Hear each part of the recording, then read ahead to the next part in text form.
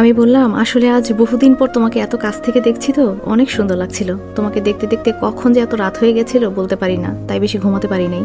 সুমাইয়ার চুলগুলোকে একটু সরিয়ে হালকা ভাবে নিয়ে আমাকে বলল, এত সুন্দর আমি না, বুঝছো? আমি একটা হাসি দিলাম। সুমাইয়া বলল, এভাবে হাসার কি আছে? আমি বললাম, না এমনি, আমার বউকে দেখে আমি কি হাসতে পারি না? সুমাইয়া বলল, হ্যাঁ, তাই বলে কোনো কারণ ছাড়া? আমি বললাম, আচ্ছা এসব বাদ দাও, এখন ডাক্তারকে বলো আমরা বাড়িতে চলে যাব, এক মুহূর্ত আর ভালো লাগছে না এখানে। সুমাইয়া বলল, দাঁড়াও, ওরা আসুক তারপর একসাথে যাবো। আমি বললাম, হ্যাঁ। কিছুক্ষণ পর সবাই চলে আসলো। সুমন বলল, স্যার আমি ডাক্তারের সাথে কথা বলে আসছি, এখন আপনি যেতে পারবেন। আম্মু বলল, চল বাবা, আমার বউকে আগে আমার বাসায় নিয়ে যাব। আন্টি বলল, তা তো হতে দেওয়া যাবে না বেআইন সাহেবা, আপনারা আজ সবাই আমার বাসায় থাকবেন। আম্মু বলল, না, কি যে বলেন। সুমাইয়া বলল, আম্মু চলেন না, আমাদের এত বড় একটা বাড়ি, তাছাড়া আমি চলে গেলে আম্মু তো পুরাই একা হয়ে যাবে। আন্টি বলল, হ্যাঁ সুমাইয়া ঠিক বলেছে, আর আমার একটা মাত্র জামাই, আমি ওর নামে পুরো বাসাটা দলিল করে দেব। এখন বলেন আমাদের বাসায় আপনারা যাবেন কিনা? আম্মু বলল, দেখেন আমাদের এসব জমি দলিল বাসা কিচ্ছু লাগবে না, কখনো এই সমস্ত কথা বলবেন না। আমার ছেলের কোনো কিছু লাগবে না, আমার ছেলের যা আছে তাতেই চলবে। আন্টি বলল, দেখুন বিয়ান সাহেবা, আমি একা মানুষ, সুমাইয়া চলে গেলে একা হয়ে যাব। এত বড় একটা বাসায় একা একা আমার একদম ভালো লাগবে না। আর আমার এই বাসার মালিক তো সুমাইয়া, আর সুমাইয়ার জামাই তো আপনার ছেলে, সেই হিসাবে বাসা তো ওরই প্রাপ্য। আমি বললাম, আন্টি বুঝলাম, আচ্ছা চিন্তা করা লাগবে না, আজ থেকে ওই বাসাতেই থাকবো। আন্টি বলল, আন্টি কি? হ্যাঁ আম্মু বলবে আম্মু। আমি বললাম, জি আম্মু। শাশুড়ি বলল, তাহলে চলো এখন চলে যাওয়া যাক। আমি বললাম, সুমন সব জিনিসপত্র ওই বাসা থেকে এই বাসায় এনে অফিসে যাবা।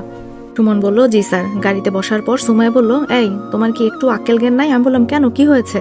সুমাইয়া বলল, আমার আম্মুকে তুমি আন্টি বললা কেন? আমি বললাম, ও আসলে অভ্যাস হয়ে গেছে তো ডেকে ডেকে, এজন্য। সুমাইয়া বলল, আর একবার যদি আন্টি বলো তাহলে একেবারে মুখ ভেঙে দেবো, মনে রেখো। আমি বললাম, আরে আমার লজ্জা করে আম্মু ডাকতে। সুমাইয়া বলল, তোমার মাকে তো আমি আম্মু ডাকি, কই আমার তো লজ্জা করে না।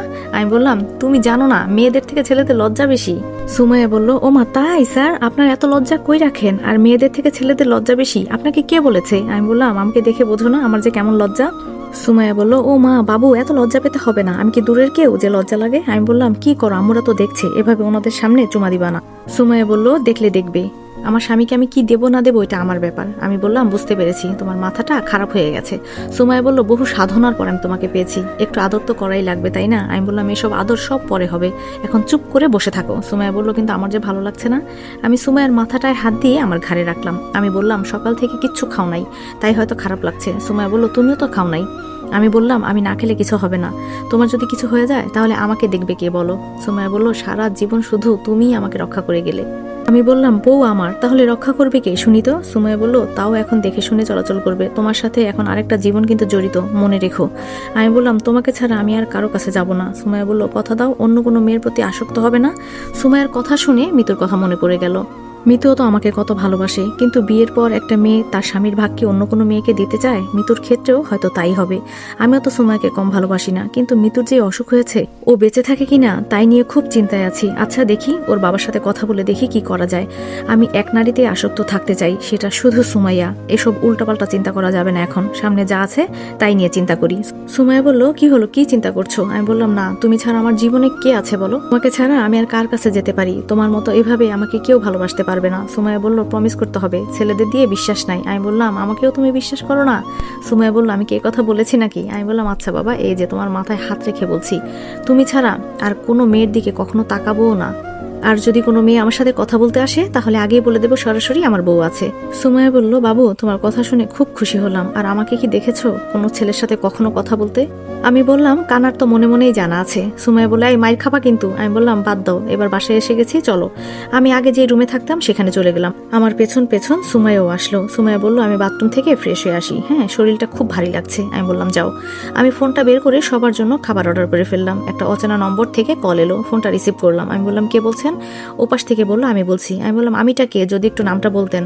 ফাহিম বলল, আরে শালা আমি বলছি, আমাকে চিনিস না, আমি ফাহিম। আমি বললাম, এতদিন পর যে কল দিলি? ফাহিম বলল, খুব বিজি থাকি রে বেটা।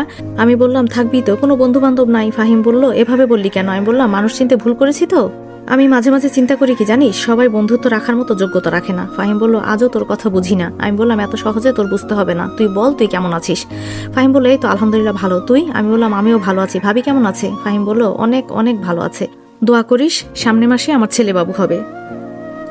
আমি বললাম, অবশ্যই, অনেক দোয়া করি। বর্তমানে কি করিস? ফাহিম বলল, ব্যবসা দেখাশোনা করি। আমি বললাম, ভালো থাকিস রে। ফাহিম বলল, তুই বিয়ে করিস নাই? আমি বললাম, হ্যাঁ করেছি তো। ফাহিম বলল, কাকে বিয়ে করলি? আমি বললাম, সুমাইয়াকে। ফাহিম বলল, সুমাইয়ার সাথে না তোর ঝগড়া হয়েছিল, কিন্তু এক হলি কিভাবে? আমি বললাম, এত কিছু জেনে তোর লাভ আছে, কিছু কিছু বিষয় অজানাই থাক। বলে ফোনটা রেখে দিলাম। সুমাইয়া বলল, কার সাথে কথা বললা? আমি বললাম, কতগুলো বেঈমান বন্ধুর সাথে। সুমাইয়া বলল, কার সাথে? আমি বললাম, ফাহিমের সাথে। সুমাইয়া আমার কাছে এসে জড়িয়ে ধরে। সুমাইয়া বলল, তুমি ওরে কোনোদিন কল দিছিলা? আমি বললাম, আরে আমি তো বিজি থাকি। সুমাইয়া বলল, তাহলে তোমার যেমন সময়ের দাম থাকে ওরও সময়ের দাম আছে, বুঝেছো? আমি বললাম, এত কথা কই থেকে শিখলা তুমি? সুমাইয়া বলল, তুমি জানো না তোমার বউ অনেক বুদ্ধিমতী? আমি বললাম, হ্যাঁ আমি জানি তো আমার বউ কেমন বুদ্ধিমতী। এভাবে সুমাইয়ের সাথে দুষ্টু মিষ্টি ভালোবাসায় চলে গেল অনেকদিন। এখন আমি মোটামুটি একটু সুস্থ। তবে সুমাইয়ার ভালোবাসায় মিতুর কথা আমি ভুলেই গেছি। তো একদিন রাতে সুমাইয়া আমার বুকে মাথা রেখে ঘুমিয়ে আছে। এমন সময় হঠাৎ মিতুর কথা মনে হলো, মিতুর খবরটা একটু নেওয়া দরকার। আমি অনেকদিন মিতুকে কল দেই না, আজকে মিতুকে একটু কল দিলাম। দেওয়ার সাথে সাথে ধরে ফেললো। আমি বললাম, কি মিতু, কেমন আছো? মিতু বললো, এই তো ভাইয়া, আমি অনেক ভালো আছি। আমি বললাম, আজকে হঠাৎ ভাইয়া বললে যে? মিতু বললো, তার তো একটা কারণ আছেই। আমি বললাম, সেই কারণটাই তো আমি জানতে চাচ্ছি। মিতু বললো, পাখি আমাকে সবকিছু বলেছে তোমার ব্যাপারে। তুমি ওই দিন পাখির সাথে কথা বলেছো। আমি বললাম, তাহলে তুমি ডাক্তার দেখাও না কেন? এভাবে চললে তুমি তো বাঁচতে পারবে না। মিতু বললো, ডাক্তার দেখাতে গিয়েই তো যত সব সমস্যা। আমি বললাম, আমি বুঝলাম না তো, একটু বুঝিয়ে বলো। মিতু বললো, ওই ডাক্তার আমাকে দেখে নাকি পছন্দ করে ফেলেছে। আমি বলেছি আমার অসুখের কথা, আমার বাঁচার মতো কোনো সম্ভাবনাই নাই, কিন্তু ও বলেছে আমি আছি, সব কিছু আমি দেখে নেব। সব হয়েছে পাখির জন্য, ও আমাকে জোর করে নিয়ে গেছে। পাখি নাকি ওই ডাক্তারকে বলেছে আমি নাকি ওই ডাক্তারকে পছন্দ করি, আর ছেলেটা নাকি বাবা মা কেউ নাই। তাই আমারও একটু দয়া হয়েছিল। আর বাবা আসছিল কয়েকদিন আগে, বাবার সাথে ওই ছেলের কথা হয়েছে। আর আজকে আমাদের বিয়ে হয়ে গেছে 5 দিন। আমি বললাম, মাশাল্লাহ মাশাল্লাহ, দোয়া করি তোমার জীবনে যেন কোনো অশান্তি না আসে। তোমার জন্য আমি অনেক চিন্তায় ছিলাম। মিতু বলল, দোয়া করো আমার জন্য। আমি বললাম, তাহলে দেশে আসবে না? মিতু বলল, আসবো তো, ওকে বাংলা ভাষা শেখাচ্ছি।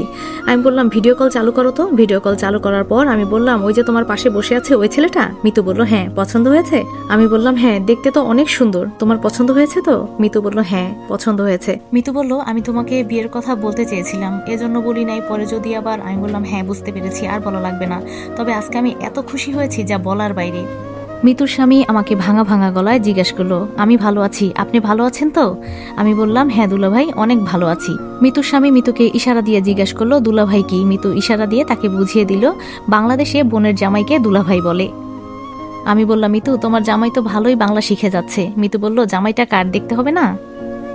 আমি বললাম, মিতু অনেকদিন পর তোমার মুখে হাসি দেখলাম, আমার খুব ভালো লাগছে। মিতু বলল, তোমার বুকে শুয়ে থাকাটা মেয়েকে? আমি বললাম, আমার বউ। মিতু বলল, অনেক ভালোবাসো বুঝি? আমি বললাম, হ্যাঁ, তুমি যেমন তোমার জামাইকে ভালোবাসো আমি আমার বউকে ভালোবাসি। মিতু বলল, দোয়া করি খুব সুখে থাকেন আপনারা। মিতু বলল, তাহলে রেখে দেই? আমি বললাম, পাখি এখানে আছে? মিতু বলল, হ্যাঁ, আমাদের সাথেই রাখি, আমি একা একা কোথাও যাই না তো, তাই। কেন, কথা বলবেন? আমি বললাম, হ্যাঁ দাও। পাখি বলল, কেমন আছেন ভাইয়া? আমি বললাম, হ্যাঁ অনেক ভালো আছি। তুমি তো কাজের মতো একটা কাজ করলা। পাখি বলল, হ্যাঁ, অনেক চেষ্টা করে ওদের বিয়েটা দিয়েছি। ও তো ডাক্তারকে বিয়ে করতেই চায় না।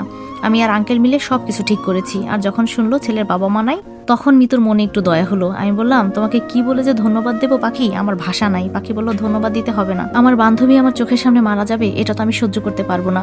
আমি বললাম, তুমি কি দেশে আসবা নাকি মিতুর মতো সারা জীবন ওখানেই থাকবা? পাখি বলল, আগামী মাসে মিতুকে নিয়ে একবারে আসবো। আমি বললাম, হ্যাঁ। পাখি বলল, ভালো থাকবেন, তাহলে রাখি? আমি বললাম, হ্যাঁ বাই, তুমিও ভালো থেকো, বলে রেখে দিলাম। আজকে আসলে অনেক খুশি লাগছে, মিতুকে নিয়ে আমার আর চিন্তা করতে হবে না, ওর জীবনের একটা সঠিক সঙ্গী পেয়ে গেছে। এই খুশিতে আগামীকাল আমার বাসর রাতটা সেরে ফেলবো।